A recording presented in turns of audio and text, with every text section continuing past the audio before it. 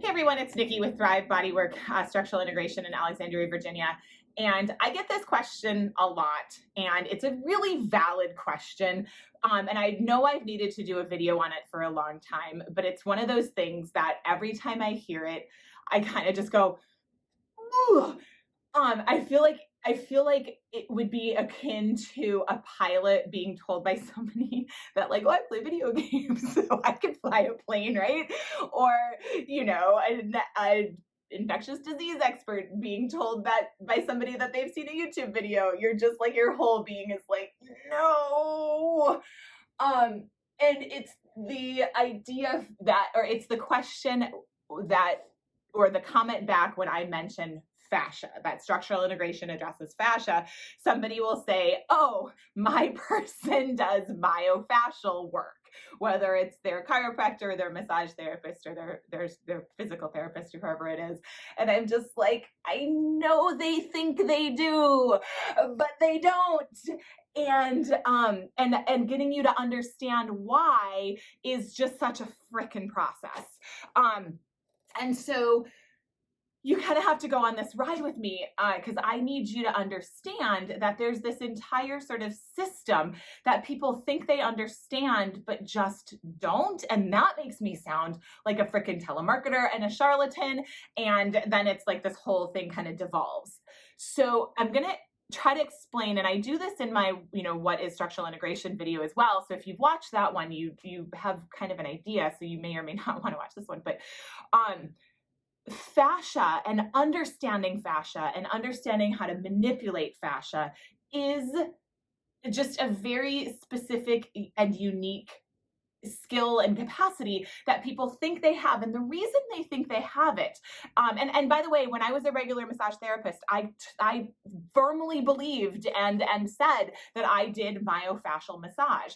And the reason is it has to do with anatomy and the idea that muscles are just long, thin cells.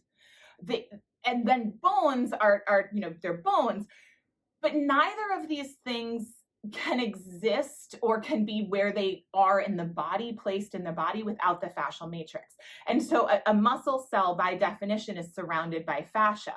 Bones are surrounded by and suspended in the fascia.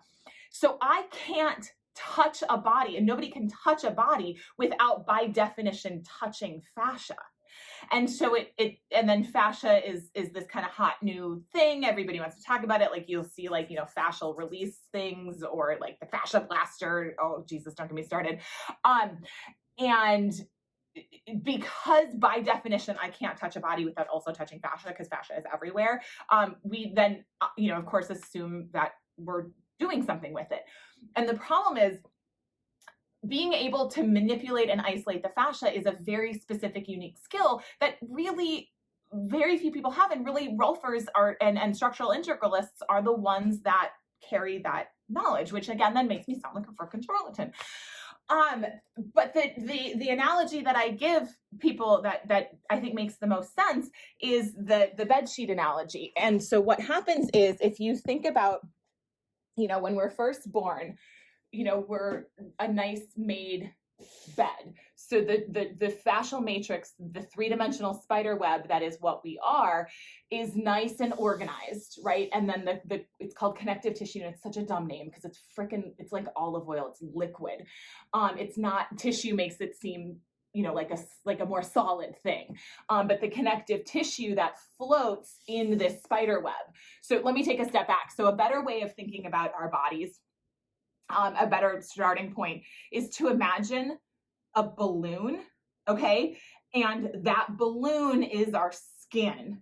And then inside the balloon is a three-dimensional spider web, also filled with olive oil, okay? And then suspended in that three-dimensional balloon float and are suspended are bones, and that's what gives the balloon human shape. And then also are these potential energy highways, these muscle fibers, right, that connect, that go from bone to bone, but they're suspended and floating in the fascia. The muscles are the organ of movement. They ambulate ambulate, oh God, our body, they move us.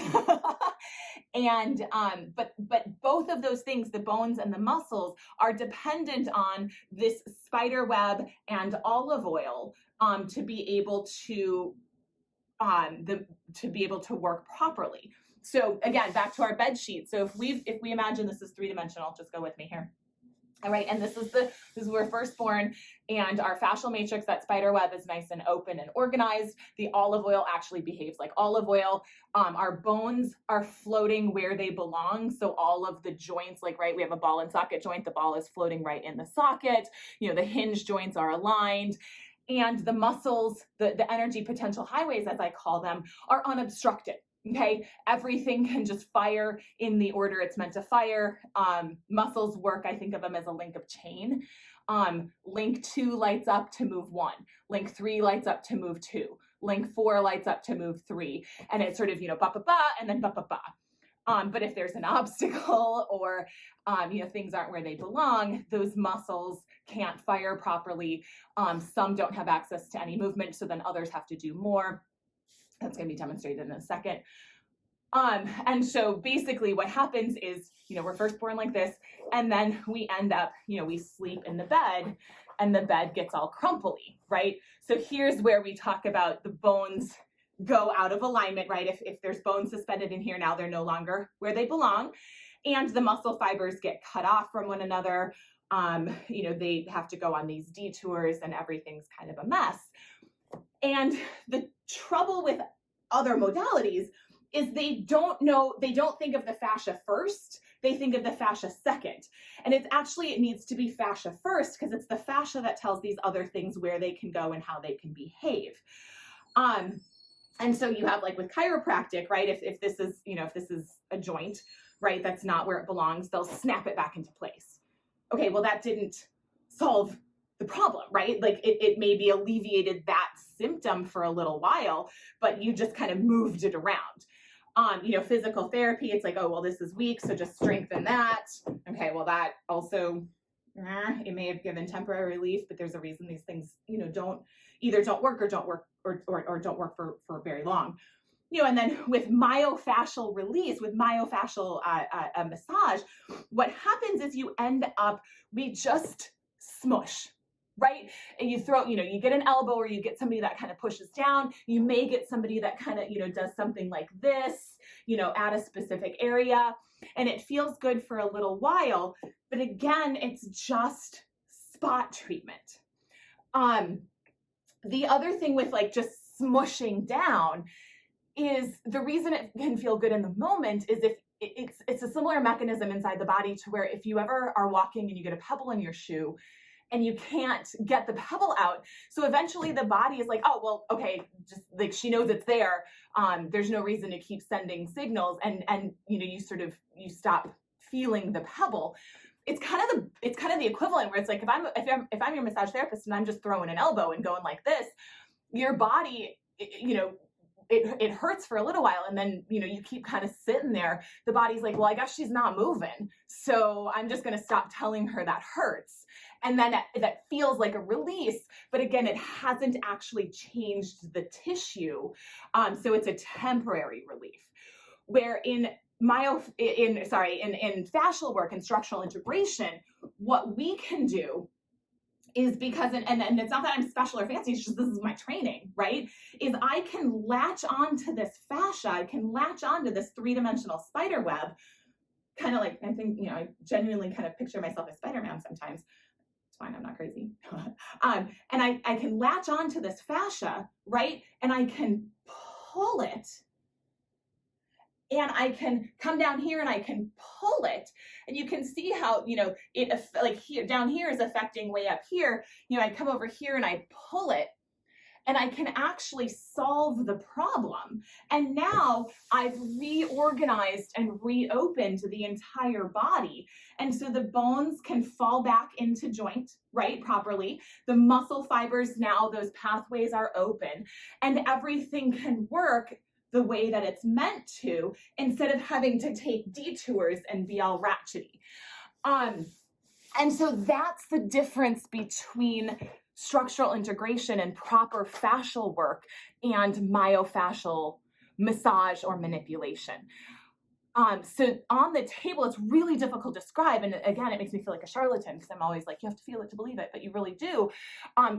It feels like this very stretchy, openy, kind of lengtheny, releasey, fluid. People say, you know, that they feel like their arm is alive, or they, you know, I've heard, you know, so many people will say, God, my body needed this and didn't know how to ask for it. And it just, all of these other things fall into place. And you really get to see how everybody else, by not understanding the fascial matrix and not understanding and not being able to manipulate it, are just kind of working around the problem instead of actually solving the problem. So if you've made it this far, holy buckets, Jeebus bless ya. Hopefully that makes some sense. I would love to see you on my table so you can experience the problem solving, movement easing, breath giving, just real miracle. I do this because it's fracking better, right? I used to be a regular massage therapist who really thought, you know, I was doing good work. And then I felt I got structurally integrated. I was like, oh my God, this is just better. And which is why I do it. So anyway, again, thank you for going on this ride with me. Hopefully you can understand why when I get this question, I'm just like, yes, I can tell you, but it's going to be a minute. So yeah, take care, get vaccinated, stay safe, and I'll hopefully see you on my table. Cheers.